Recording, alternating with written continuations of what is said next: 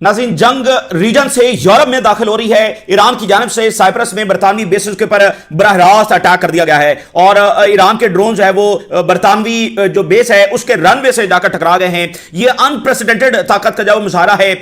इससे पहले अमेरिका, बरतानिया, यूरोप, उन्होंने इस तरह का जो रिस्पॉन्स है, जो रिटेलिएशन है, वो कहीं पर फेस और एक्सपीरियंस नहीं की। वो आते थे OIC मुल्कों के ऊपर अटैक करते थे, तबाही मचाते थे और ये जो है वो उनका सिलसिला जारी था। पहली बार ऐसा हो रहा है कि कोई मुल्क आगे से रिटेलिएट कर रहा है। वो मुल्क आखिर में कोई एब्सोल्यूट विक्ट्री हासिल कर सकेगा, अपना सर्वाइवल कर सकेगा, ये बात की बात है। इस वक्त यानी तपिश उनको भी महसूस हो रही है।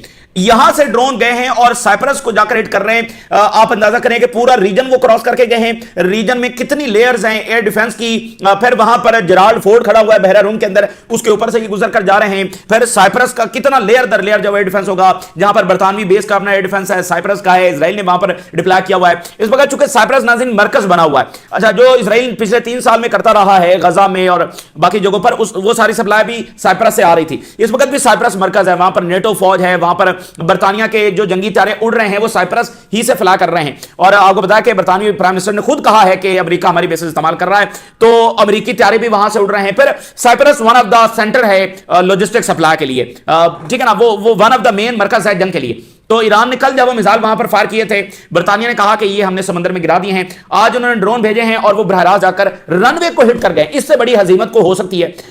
अब हम सिर्फ पिछले 3 घंटों की कार्रवाइयां देखें, उधर जंगी तारे गिर गए हैं अमेरिका के और यहां साइप्रस का रनवे हिट हो गया है। तो डैमेज तो वो है फिर जो इन्होंने एक्सपेक्ट नहीं किया था। फ्रांस का भी स्टेटमेंट आया है कि अमेरिका और इजराइल को ये हमले करने से पहले हमसे पूछ लेना चाहिए था, दुनिया से कंसल्ट कर लेना चाहिए था। और यही वो अप्रोच है बहरहाल, जिसको अगर देखा जाए तो रियलिटी तो यही है। गल्फ जो है उनको कब से ईरान बार बार कह रहा है कि भाई हमारे पर अटैक हुआ तो हम जवाब देंगे। तो अमेरिका और इजराइल ने ये जो रीजन और दुनिया को इतने बड़े क्राइसिस की तरफ धकेला है, उनसे कोई पूछने वाला है कि उन्होंने किस लिए ये सारा कुछ किया है। ट्रंप अब कहता है कि मुझे फर्क नहीं पड़ता कि स्ट्रेट ऑफ हॉर्मुज़ बंद है। तो मिडिल ईस्ट में जो अमेरिका के सबसे बड़े थाती हैं, जिनसे ट्रिलियंस ऑफ डॉलर्स अमेरिका ले चुका है और जिनकी सिक्योरिटी की जिम्मेदारी उसने अदा करना थी, उनको रीजन, उनको जब जंग में धकेल कर कहता स्ट्रेट ऑफ हॉर्मुज़ से मुझे फर्क नहीं पड़ता, उनकी तो सारा सिक्योरिटी और उनका सर्वाइवल दांव पर लग गया है। वो तो गवर्नमेंट्स वहां पर हिल सकती हैं और वहां पर रजीम चेंजेस हो सकते हैं और ट्रंप कहता है मुझे फर्क नहीं पड़ता। ये सिक्योरिटी की जिम्मेदारी मैं आपको बता रहा हूं। ट्रंप ने पहले यूरोपियंस का, अमेरिका ने यानी कि पहले यूरोपियंस को भिड़वा दिया रशिया से, यूरोप की इकोनॉमी नुकसान हुआ उनका। बाद में अमेरिका ने कहा असला भी हमसे खरीदो और जो पैसे हमने यूक्रेन को दिए थे वो भी हम वापस लेंगे और ऑयल जो तुम रशिया से ले रहे थे हमसे लो। अब ये जो गल्फ का ऑयल है इस पर भी अमेरिका की नजर है कि ये जो ऑयल बेच रहे हैं बाकी जगहों पर वो भी हमसे ऑयल खरीदे, इनसे ना खरीदे।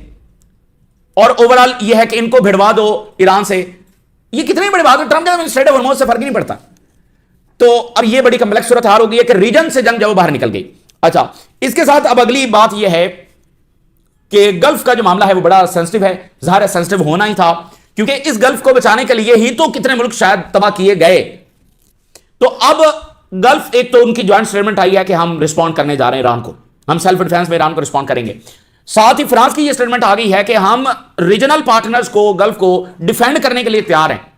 यानी ये क्या, हम एक कैसे सूरत हाल में दाखिल हो गए हैं, इतनी कंप्लेक्स और अजीबो गरीब सूरत हाल है। अमेरिका इजराइल ने हमला लॉन्च किया है ईरान पर, ईरान जवाब में अमेरिकी बेसिस को हिट कर रहा है। गल्फ कह रहे हैं ये हमारे ऊपर हमला है। गल्फ को बचाने के लिए यूरोप आ रहा है। ये क्या सर्कस जब यहां पर वैसे शुरू हो गया है, अजीबो गरीब सूरत हाल। और आप देख रहे हैं दुनिया एक आलमी जंग की तरफ बढ़ रही है। और मैं आपको बता दूं, हम हर रोज न्यूक्लियर वॉर की तरफ जा रहे हैं। न्यूक्लियर अटैक यहां पर हो सकता है, इसके खतरात बढ़ते चले जा रहे हैं। वाई? क्योंकि इजराइल पहली बार एक बड़ी डिफीट फेस कर सकता है। और जो अमेरिकी और वेस्टर्न पावर्स ये जो डैमेज फेस कर रही हैं, उधर अमेरिकी जंगी हथियारे गिर गए, इधर रनवे हिट होना शुरू हो गए हैं, उनकी मिडिल ईस्ट की बेसिस नकारा हो रही हैं। कल को उनका एयरक्राफ्ट कैरियर हिट हो सकता है, मेजर कैजुअलिटीज हो सकती हैं। उसके बाद अमेरिका एक बदमस्त हाथी की तरह ईरान पर न्यूक्लियर भी गिरा सकता है। ये बात ध्यान रखिए। इसमें वो ये ना समझे कि ये नहीं होगा। और इजराइल ईरान पर न्यूक्लियर अटैक कर सकता है। और इस वक्त क्या हुआ है, जो जंग में एक और बड़ी डेवलपमेंट हुई है, जो एक और बड़ी एस्केलेशन हो गई है कि वो न्यूक्लियर साइट्स के ऊपर अटैक अमेरिका ने शुरू कर दिया। अमेरिका और इजराइल का कुछ देर पहले ज्वाइंट जो न्यूक्लियर अटैक है वो ईरान की, सॉरी न्यूक्लियर नहीं, ईरान की जो न्यूक्लियर साइट्स हैं उस पर अटैक हुआ है। और IAEA का फौरी राब्ता हुआ है। ईरान की जो एजेंसी है, न्यूक्लियर एजेंसी है, उसके साथ IAEA का फौरी राब्ता हुआ है। और IAEA ने यह कहा है कि हम रूल आउट नहीं कर सकते कि यहां से न्यूक्लियर रेडिएशन हो जाए, न्यूक्लियर रेडिएशन हो सकती है ईरान की न्यूक्लियर साइट्स पर, आईएईए कह रहा है। और कतर के फॉरेन मिनिस्टर ने, जो कि प्राइम मिनिस्टर भी हैं, आज से 6 महीने कबल जो जंग हुई थी उससे पहले यानी 8-10 महीने कबल इंटरव्यू दिया था, उस जंग से 1 महीना कबल टकर कार्लसन को उन्होंने कहा था अगर यहां पर न्यूक्लियर रेडिएशन हुई तो समझ लें कि हमारा पानी भी गया, क्योंकि हमारे पास पानी की स्टोरेज नहीं है और हम पानी इसको रिसाइकल करके, और ये जो सारा गल्फ है और ये सारा वाटर है और यहां पर मछलियां और इकोसिस्टम ये सब फारिग हो जाएगा। ये कतर के प्राइम मिनिस्टर जब आज 10 महीने आज से पहले जब बात कर रहे हैं, तो न्यूक्लियर रेडिएशन हो सकती है। यह है अमेरिका का तोहफा गल्फ को, यह है अमेरिका का तोहफा रीजन को और दुनिया को।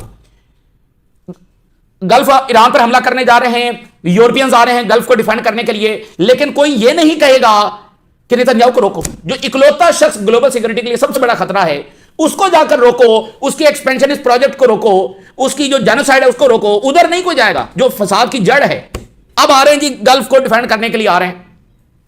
तो असल में बात यह भी है ना कि गल्फ जो कंट्रीज हैं, मिडिल ईस्ट के ये जो मुल्क हैं, ये जो वेस्टर्न वर्ल्ड ऑर्डर है, अगर उसका नुमाइंदा इजराइल है तो ये भी तो उसी वर्ल्ड ऑर्डर के रिप्रेजेंटेटिव हैं, उसी वर्ल्ड ऑर्डर को ये रिप्रेजेंट करते हैं। उसी वर्ल्ड ऑर्डर के साए में ही इन्होंने तरक्की की है। इनकी जो दौलत है, सरमायाकारी है, सारा कुछ है वो, और सिक्योरिटी इकोनॉमिक फ्रेमवर्क है, वो उसी वर्ल्ड ऑर्डर के अंदर ही तो है। तो अगर इनका ऑर्डर फॉल करता है, अगर यहां पर रिजीम फॉल कर जाती हैं, तो फिर वेस्टर्न वर्ल्ड ऑर्डर जो है उसको मजीद डैमेज होगा। सही है ना? तो इसलिए अब वो आ रहे हैं, लेकिन इससे गल्फ को कोई फायदा नहीं होगा। गल्फ अपने आप को मजीद जंग में जब वो ड्रैग करेगा। सही है? तो इसलिए ये सूरत हाल खौफनाक होना थी और हो चुकी है। देखें 40 साल जो तैयारी होती रही है, पिछले जो 2 साल से 3 साल से इसराइल मुकम्मल तैयारी कर रहा है, और पिछले 40 साल से जो नेतन्याहू तैयारी कर रहा है, वो क्या थी? वो यही तैयारी थी, वो यही सारे सिनेरियोज हैं। ये सब पहले से तय था कि गल्फ अंडर अटैक जाएंगी, इनटू द वॉर ड्रैग होंगी। उसमें एक बयानिया ये बनेगा कि देखो ईरान जो वो ओआईसी मुल्कों के ऊपर अटैक कर रहा है, और कैसे बयानिया ये बनाना कि जैसे ईरान विलन है और ईरान बुरा है और ईरान ग्लोबल सिक्योरिटी थ्रेट है। हमला ईरान पर हुआ है, कॉजेज क्या है, ईरान अपने डिफेंस के लिए। अब मुझे बताइए, ईरान ने जंगी तैयारे गिराए हैं, वो जंगी तैयारा वहां से उसने इमरजेंसी लैंडिंग कर दी, करते करते वो क्रैश हो गया कुवैत के अंदर। तो यानी फिर ये इस्तेमाल तो हो रहे हैं ना भाई, यानी कुवैत में वो लैंड हो गया तो वो सेफ है। अगर यही गिरता ईरान के अंदर ये त्यारा, तो फिर पायलट्स को ज़ाहिर ईरानियंस पकड़ लेते, और वो ईरान में गिरता तो कुवैत में उसने इमरजेंसी लैंडिंग कर ली, करने की कोशिश की, क्रैश हो गया बहरहाल। तो यानी इधर वो आ गए तो उनकी अपनी सरजमीन है, तो फिर इस्तेमाल तो भाई हो रहे हैं ना, हर अंदाज में हो रहे हैं। वैसे भी इतनी डायमेंशन है कि ये बेसेस और यहां पर सारा जो इनका इंफ्रास्ट्रक्चर है वो इस्तेमाल तो हो रहा है।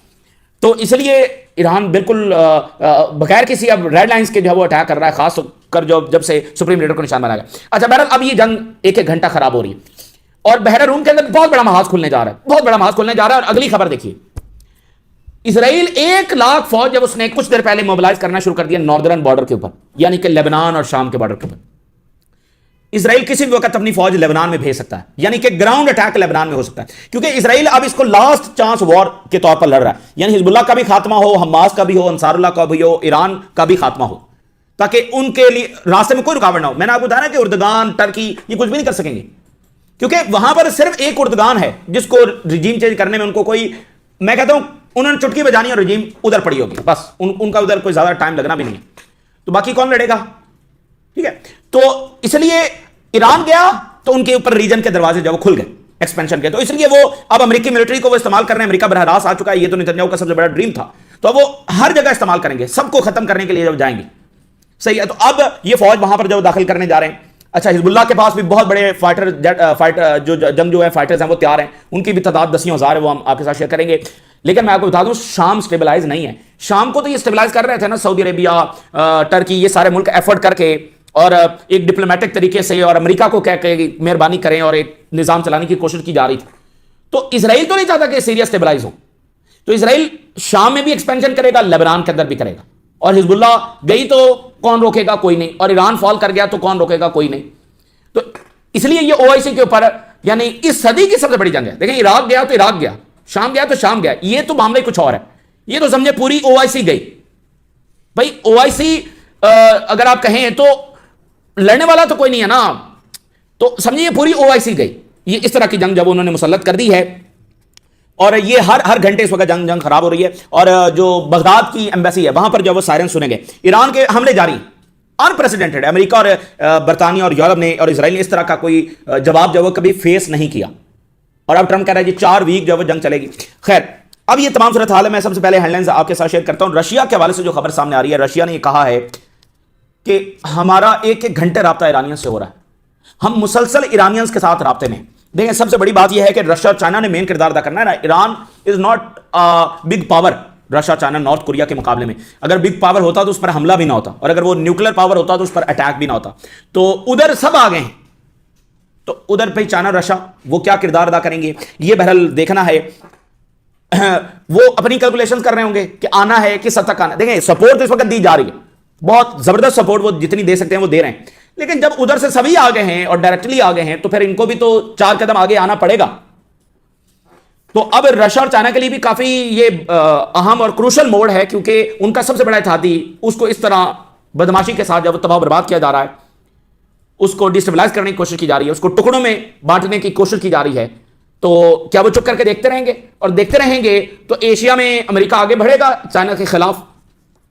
रशिया कांस्टेंट राब्ते में है ईरानी लीडरशिप के साथ, और उनके साथ मुसलसल जब सिचुएशन को डिस्कस कर रहा है रशिया, मुसलसल हम ईरानियंस के साथ जब राब्ते में। अच्छा, ये एक बड़ी खबर होगी। और रशिया ने कहा है कि अमेरिका और इजराइल को इंटरनेशनल चैंपियनशिप से निकालना चाहिए। बड़ा मुतालबा है वैसे। किसी अभी बड़े बहुत सारे ओआईसी मुल्कों ने 2-3 को छोड़कर तो किसी ने कंडेम भी नहीं किया। तो अब देखिए कि रशिया कह रहा है कि इजराइल और अमेरिका को इंटरनेशनल चैंपियनशिप से निकालो। ये जगह जगह पर जाकर बमबारी करते फिरते हैं।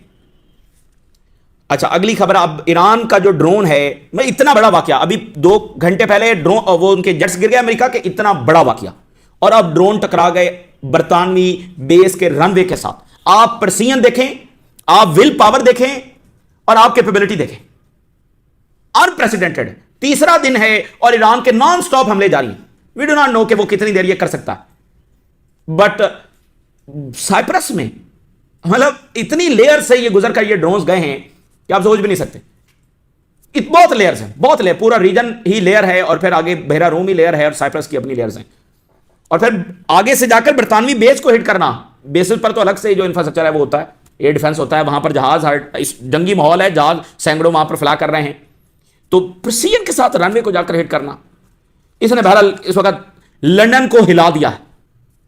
क्योंकि अब बरतानिया के लिए बड़ा मसला है, फ्रांस के लिए बड़ा मसला है। वो आ तो अब फ्रांस कह रहे हैं हम आ रहे हैं, लेकिन ना ही ये लीडरशिप पॉपुलर है अपने कंट्रीज में, ना ही इनकी इतनी बड़ी इकोनॉमीज हैं कि ये एक और जंग अफोर्ड कर सकें, और पब्लिक बिल्कुल जंगें नहीं चाहती, और इसराइल की जो सपोर्ट वेस्ट में है वो आपके सामने। और अमेरिका कब इनको डंप कर दे इनको पता भी नहीं चलना। जैसे अमेरिका इस वक्त, अमेरिका बहुत खतरनाक खेल खेल रहा है। अमेरिका सबको डंप कर रहा है। उसने जापान, साउथ कोरिया को कर रखा है, उसने मिडिल ईस्ट को अब वो कर रहा है, और यूरोपियंस को कर चुका है, मजीद करेगा। अमेरिका को सिर्फ अपने मफाद से है, वो एक डिक्लाइनिंग पावर है, और इसके लिए वो सबको डिस्टेबलाइज करके सबको आपस में लड़वाना चाहता है। अब देखना, डिस्टेबलाइज अमेरिका का सबसे बड़ा नारा क्या रहा है 80 साल में? हम स्टेबलाइजेशन फोर्स हैं दुनिया में। तो ये स्टेबलाइजेशन फोर्स है वो दुनिया में। यूरोप को डिस्टेबलाइज कर दिया, अब मिडिल ईस्ट को कर दिया, कल को वो पैसिफिक को भी करने जा रहे हैं। जापान को उन्होंने, मतलब ताइवान, फिलिपाइन, भिड़ जाओ चाइना से। जापान कह रहा है हम ताइवान का हिफाजत करेंगे। तो BBC, Iranian drone hit royal air force base. Reuters ने इसको लिखा है कि Israel strikes at Hezbollah, UK base hit, US planes crash in Kuwait. तीनों बड़े वाकयात। और साइप्रस के हवाले से लेटेस्ट जो एडवाइजरी है वो जारी कर दी गई है। मतलब वो आप देखें ना कितना बड़ा क्राइसिस। वो साइप्रस में भी एडवाइजरी जारी हो गई है कि इधर भी ट्रैवल ना करें, इधर भी ड्रोन्स घूम रहे हैं। अब उनको भी शायद एयर डिफेंस जो अपनी एयर स्पेस है वो बंद करना पड़े। ये जो इसराइली हैं वो बहुत ज्यादा निकल के साइप्रस ही की तरफ लास्ट टाइम गए थे, इस वक्त भी जा रहे हैं, और फिर ये थ्रू सी जाते हैं, चूंकि एयर स्पेस वगैरह बंद है। तो इस वक्त भी काफी ज्यादा रिवर्स माइग्रेशन इसराइल में हो रही है। अमेरिका और इसराइल ने पहला ज्वाइंट हमला किया है न्यूक्लियर साइट के ऊपर। नतांज जो न्यूक्लियर फैसिलिटी है इसको निशाना बनाया गया, और फौरी तौर पर आईएईए का राब्ता हुआ है, और आईएईए ने कहा है कि यहां से रेडिएशन निकल सकती है। रेडिएशन निकली तो तमाम हमसाया मुल्क जो हैं वो मुतासर इससे होंगे, क्योंकि न्यूक्लियर है ना, वो न्यूक्लियर रेडिएशन हैं, और गल्फ बहुत मुतासर होगा। गल्फ को बहुत मुश्किल में डाला गया है। उनकी फूड सिक्योरिटी, उनकी वाटर सिक्योरिटी, उनका सेफ हेवन का इमेज, उनकी नज़ाकत, ठीक है ना, उनके पेचीदा मामलात, उसको बिल्कुल मनहूसे खातर नहीं रखा गया। इसलिए फ्रांस कह रहा है अमेरिका और इसराइल को पूछना चाहिए था, डिस्कस करना चाहिए था कि वो ये क्या करने जा रहे हैं। अभी ईरान को उन्होंने सुप्रीम लीडर को निशाना बना दिया। 48 टॉप लीडरशिप इस वक्त जब वो जो डेप्टी हेड हैं इंटेलिजेंस के, उनको जब वो निशाना बनाया गया है। ईरान को यानी उन्होंने इतना हिट किया है कि ईरान के पास कोई चारा नहीं बचा है कि ईरान ऑल आउट जाए। इसके सिवा ईरान के पास कोई चारा नहीं बचा। तो इनको पहले डिस्कस करना चाहिए था, एतमाद में लेना चाहिए था, कोई दरमियानी रास्ता निकालना चाहिए था। ये इन्होंने पूरी दुनिया को डिस्टेबलाइज किया। अब जो ऑयल प्राइसेस अचानक ऊपर जंप कर गई, 10% ऑयल प्राइसेस ऊपर अचानक चली गई, और अब वहां पर जो रिफाइनरीज हैं मिडिल ईस्ट में वो भी जाहिर बंद हो रही हैं। अच्छा, उसके साथ इसराइल ने 1 लाख जो आर्मी है उसको नॉर्दर्न फ्रंट के ऊपर मोबिलाइज कर दिया है। इसराइली स्पोक्स पर्सन जो आर्मी का है वो ये कह रहा है कि हम जो है वो इसको रूल आउट नहीं कर सकते ग्राउंड अटैक को, तो वो ग्राउंड अटैक लेबनान पर जब वो करने जा रहे हैं, और अमेरिका भी बमबारी कर सकता है लेबनान के ऊपर, हिजबुल्लाह के ऊपर, ये किसी भी वक्त जब वो हो सकता है। अमेरिका अपनी तमाम फौज लेकर आ गया है इसराइल का रास्ता हमेशा के लिए साफ करने के लिए, और टक्कर कार्लसन इसलिए बार बार कह रहा था कि they are going to use us for one last time. क्यों? क्योंकि दोबारा हम इस्तेमाल होने के काबिल ही नहीं रहेंगे। हमारा इतना नुकसान इस मिडिल ईस्ट की जंग में होगा कि दोबारा इस्तेमाल होने के हम काबिल भी नहीं रहेंगे, और इसराइल को भी ये अच्छे तरीके से पता, लेकिन उसने हमें इस्तेमाल करना ही करना है। सो नुकसान गल्फ का हो रहा है, नुकसान ईरान का हो रहा है, और नुकसान अमेरिका का हो रहा है, और यूरोपियंस का होगा। तो अगर ये सब मिलकर इस साजिश को ना समझे कि असल जो जड़ है उसको ना रोका, तो फिर तबाही तबाही है। और ईरान रुकने वाला नहीं है, उसके लिए अब कोई हदबंदी नहीं है, क्योंकि ईरान तो फिर खत्म हो जाएगा ना। Iran as a country collapse कर जाएगा। अगर वो सरेंडर कर गए या रुक गए, झुक गए, तो बस फारिग हो गए, फिर तो क्या बचा। उनको तो एक ऐसा हमला किया गया है कि अगर वो एक बड़ा डैमेज इनको नहीं पहुंचाते तो वो सर्वाइव नहीं कर सकते।